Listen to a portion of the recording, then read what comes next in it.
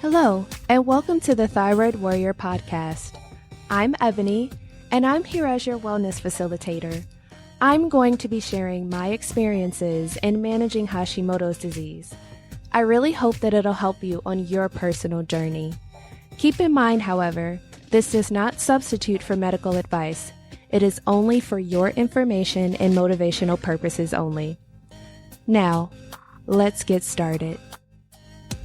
Hello, everyone. I am so super excited to continue the discussion with you guys today. So last week we were talking about exercise, and the week before that we talked about healthy fats. So all of this is coming full circle because today we are going to talk about good carbs. And that is very important for those of us that have thyroid diseases because we constantly want to make sure that we're getting the right fiber and the right sugar and the right starches that we need to keep our thyroid functioning optimally. It's also really good because some of us may have diabetes or high blood sugar, and it's really important to learn how to regulate our levels by consuming food that's good for us. So what I want to do is get started by just talking about the basics. As I mentioned before with healthy fats, carbohydrates are another component of that macronutrient group. So we're going to continue to expand upon this. So the first thing is when we think about carbs, we think about three parts. The first is the sugar. We also have starches, and then we have fiber. So when it comes to those three things, let's break it down even further. So when we talk about sugar, we're talking about just those simple carbs. They're sweet. They break down into glucose just as everything else does for energy, but there's a distinction there when we think about our sugar. When we think about sugar, it's a very vague term, but what I have learned over the years is that we have our simple sugars and we have our more complex sugars or carbs.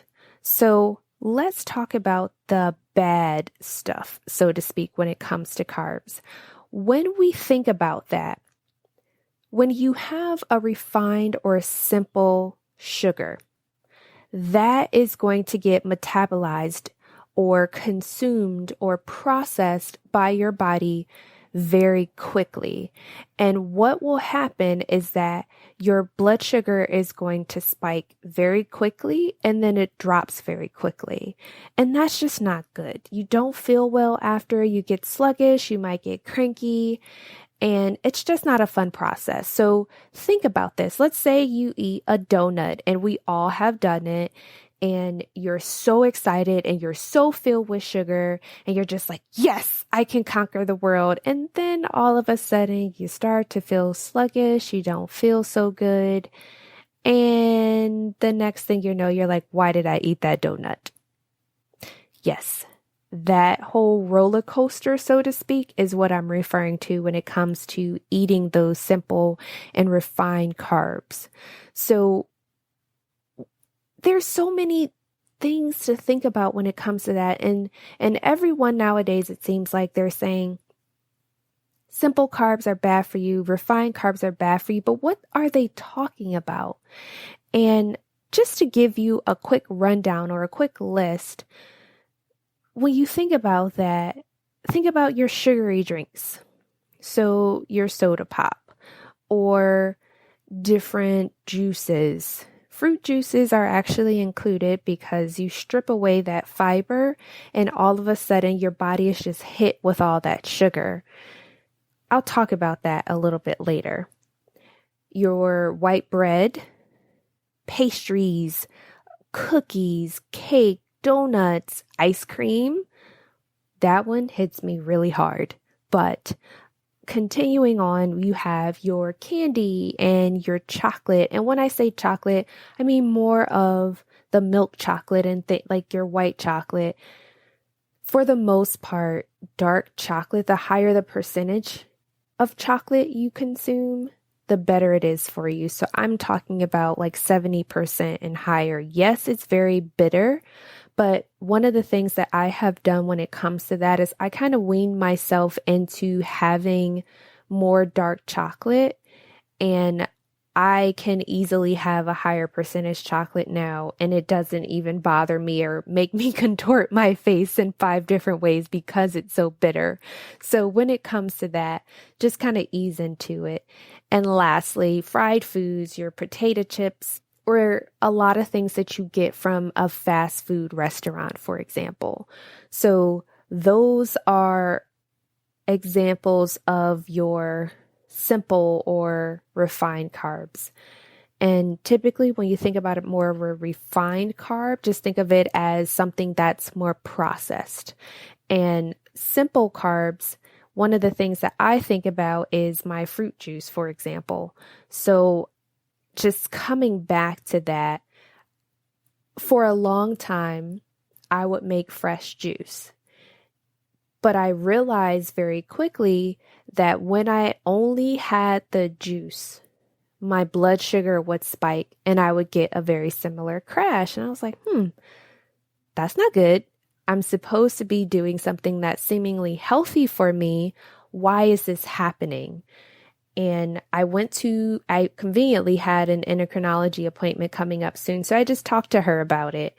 And one of the things that we went through was, even though, you have that fruit juice, it's still taking your body through that same metabolic process in which it converts the juice into the glucose or sugar, and it's spiking your blood sugar really quickly because that's just sugar at one fell swoop, just right there.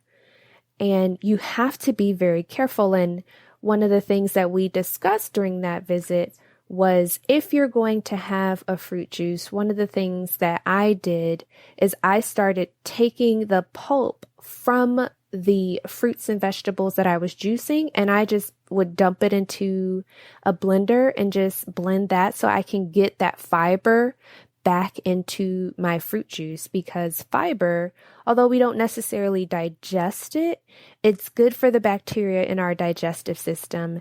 And it also helps to keep us full longer. And we're not necessarily getting that quick of a blood sugar spike.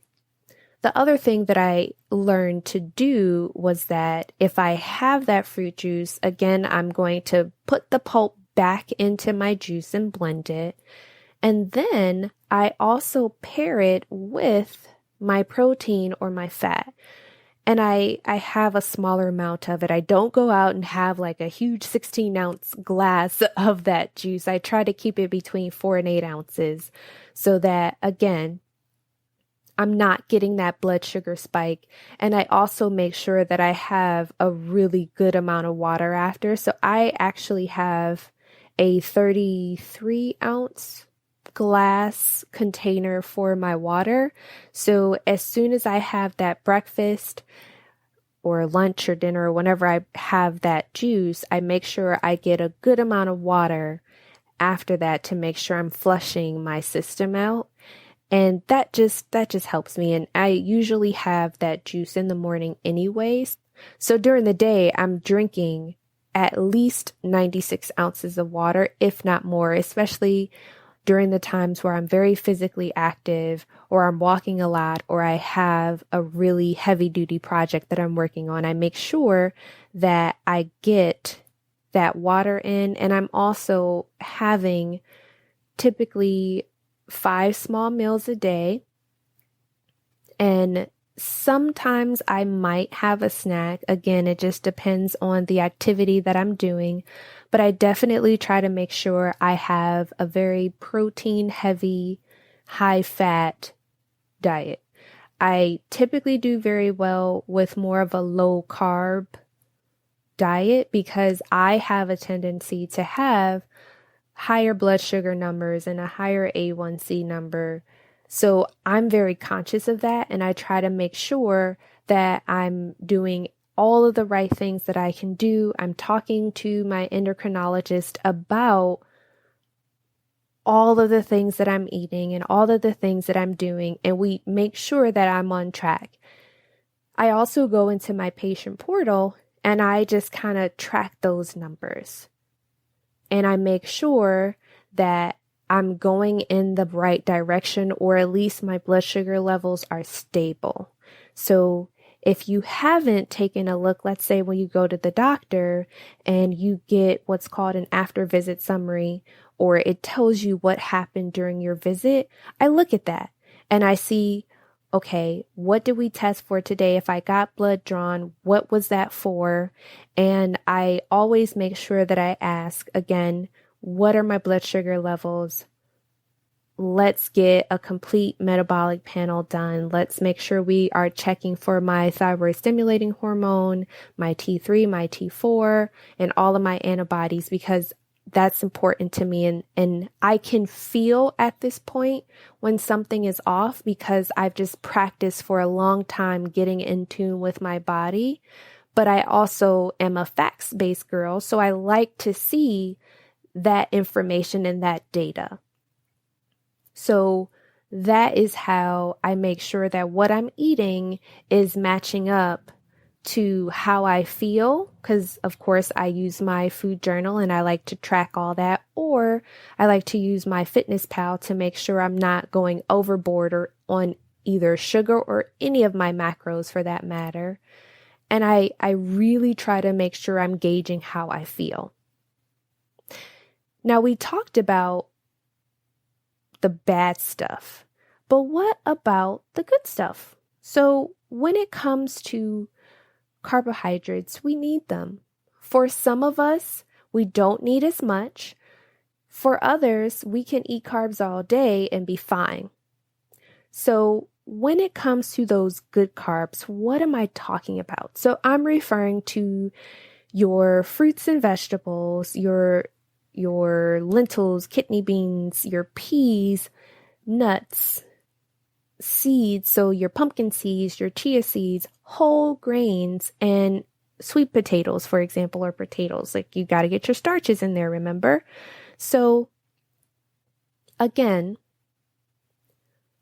when it comes to carbs, you have to be careful and you have to know your body. So for me, I typically am eating from about 9 o'clock in the morning until 5 or 6 at night. Some may call this intermittent fasting, and I know I've talked to my doctor about that as well. But I get in the majority of my calories during that time, and I'm eating about every 2 hours. And within those meals that I have, I'm making sure that I have good carbs. And I'm eating organic whenever possible. So I typically pay attention to what's in season. So I pay attention to the Dirty Dozen and the Clean 15 when it comes to my produce, so that I can see at that time, okay, what's really good for me to make sure that I try to eat that organic, and what are some of the things that I can kind of get away with? Because for many of us, eating organic can be very expensive. But as I mentioned before, organic frozen fruits and vegetables are the bomb.com. So our frozen organic fruits and vegetables are becoming more affordable and they're becoming more accessible. So before you say, oh, I can't afford organic, I can't afford this. That's not necessarily true, because I thought that as well. And once I started doing my research, a lot of times the organic produce was the same price as the quote unquote conventional fruits and vegetables. So I try very hard to just pay attention to that. I go to a farmer's market. I shop at Aldi because they typically have organic fruits and vegetables at a really good price.